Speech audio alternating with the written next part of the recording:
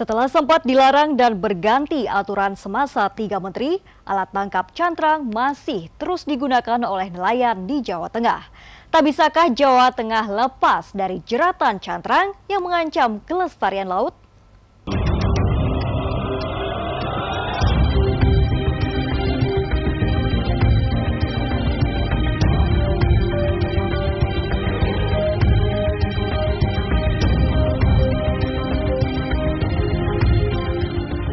Semua sudah termasuk dalam komitmen ini. Saya tidak mau lagi bicara cantrang, kita move on. Saya udah lihat talinya cantrang itu, karang ditarik sama cantrang, yang ada putus talinya. Karena kita tahu kan Pak sikap soal penggunaan cantrang ini cukup berbeda. Saya mau berdiri di tengah. Jadi ekologi tetap kita jaga, lalu kemudian ekonomi juga harus jalan.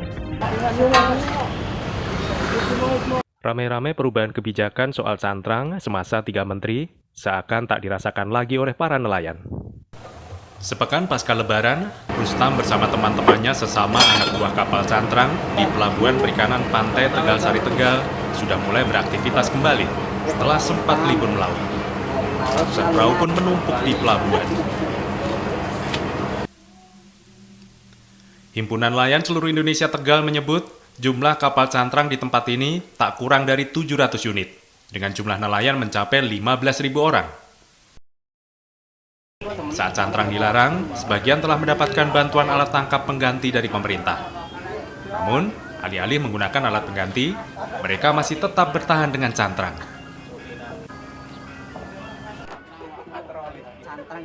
Alat tangkapnya biasa Pak, masih biasa. Alat cantrang. Kalau alat tangkap yang biasa itu enggak menghasilkan Pak. Kalau yang pakai alat tangkap yang baru? Iya, kalau alat tangkap ini kan semuanya bisa. Faktanya, pasang surut kebijakan soal cantrang sejak era Menteri Susi Pujiastuti, Edi Prabowo, hingga kini Wahyu Trenggono tak banyak berpengaruh terhadap produksi perikanan Jawa Tengah. Angkanya sejak 2015 hingga 2020, kurun waktu pergantian 3 menteri, justru terus menunjukkan tren kenaikan. Bahkan 60 hingga 70% produksi perikanan tangkap laut Jawa Tengah dinyatakan sebagai hasil tangkapan cantrang. Daerah-daerah yang selama ini menjadi kantung nelayan cantrang seperti Tegal, Pati, hingga Rembang menjadi penyumbang terbanyak. Ini berarti nyambung ke sulitnya Jawa Tengah lepas dari cantrang diakui oleh Dinas Kelautan dan Perikanan Jawa Tengah, meski penggunaannya tetap harus diatur. Jadi sudah mandate, jadi dulu zaman era Bu Susi sudah pernah ada replacement alat tangkap, jadi ada beberapa sampling dari nelayan cantrang yang menggunakan alat cantrang diganti dengan alat tangkap yang ramah lingkungan, akan tetapi karena tidak menghasilkan alat tangkap tersebut, kemudian mereka kembali lagi ke alat tangkap cantrang. Sejatinya, nelayan Jawa Tengah tak seluruhnya menggunakan cantrang. Ada lebih dari 30 jenis alat tangkap lain yang digunakan, seperti misalnya pursein dan jaring insang atau gillnet. Hasilnya di daerah-daerah penggunanya pun tak bisa dibilang sedikit, meski belum semasif tangkapan cantrang.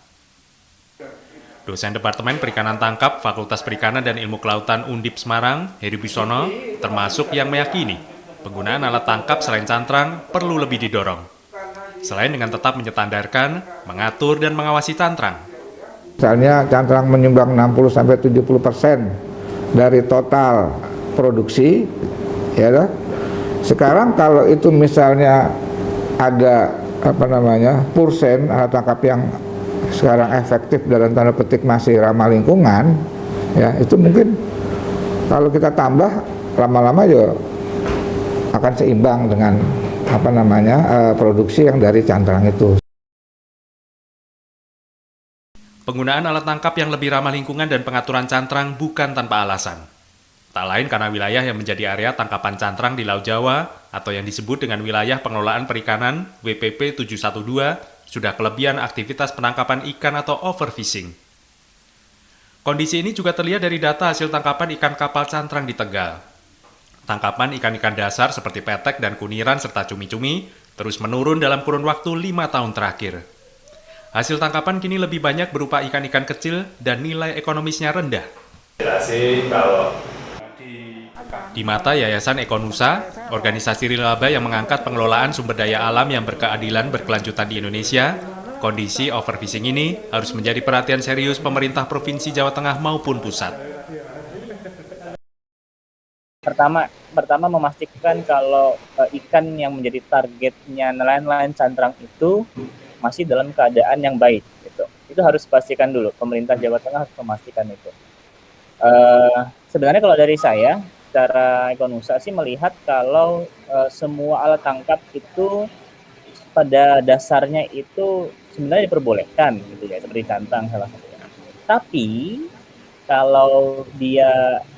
Tapi kalau dalam suatu daerah itu lautnya dalam keadaan tidak sehat, sebaiknya dilarang dulu. Nah, sampai kemudian ikan tersebut pulih. Rencana pemerintah untuk mendorong nelayan beralih alat tangkap yang tak merusak lingkungan perlu kesungguhan dan tak terjerumus jadi sekedar proyek belaka. Dimulai dengan meninggalkan cantrang, demi warisan laut dan seisinya untuk anak cucu mendatang. Dari Semarang, tim iNews melaporkan.